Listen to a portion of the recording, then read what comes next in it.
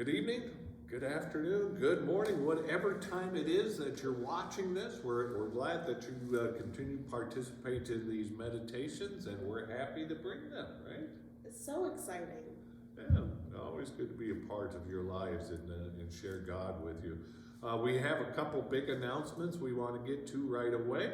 The first announcement, starting the weekend of the 22nd and 23rd of May, which means it's not this weekend, but the following weekend, masks will be optional.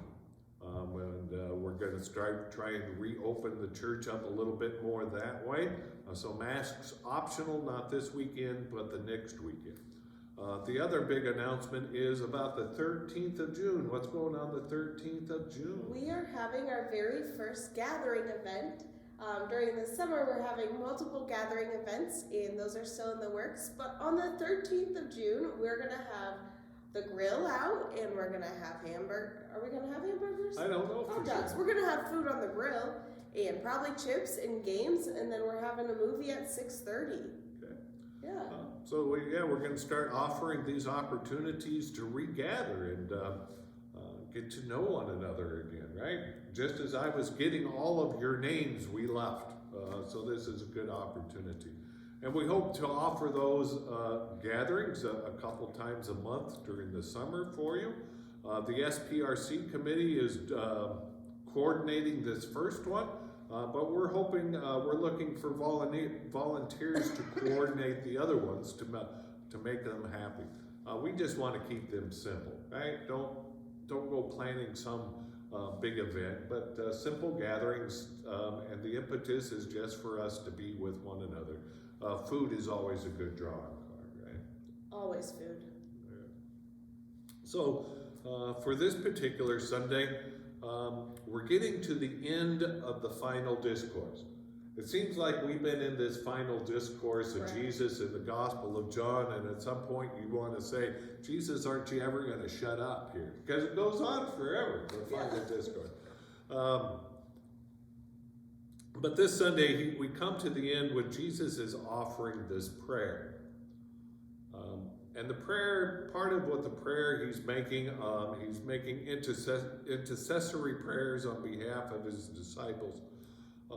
One of the things he's asking God to do for the disciples, which is us, is to sanctify the disciples and protect them. Sanctify is a kind of a big word, but an easier word to use would be make them holy, make the disciples holy. So that's a hard question.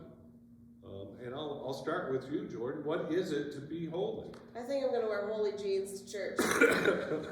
That's how I'm going to be holy. It's the socks you wear, right? With the toes. Sometimes we misunderstand what it is to be holy. To be holy is just to be set apart for God's purposes, right? Nothing more, nothing less. To be holy does not mean that you're sin-free, that you're pure, that you refrain from all of these bad habits, but that you are set apart for God's purpose. When we do baptisms, we say a blessing over the water, which makes that water holy. It does not make the water cleaner, fresher, or purer.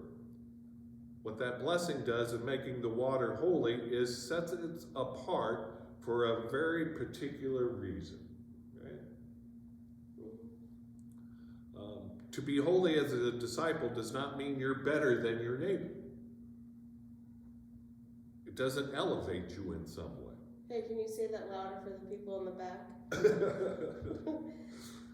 It does not make you better than your neighbor to be holy.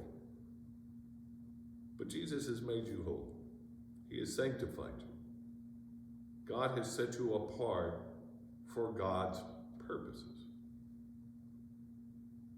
And the purpose, at least as I understand it, through this long conversation that Jesus has had with his disciples, the purpose is to take that blessing that you have and to extend it to somebody else.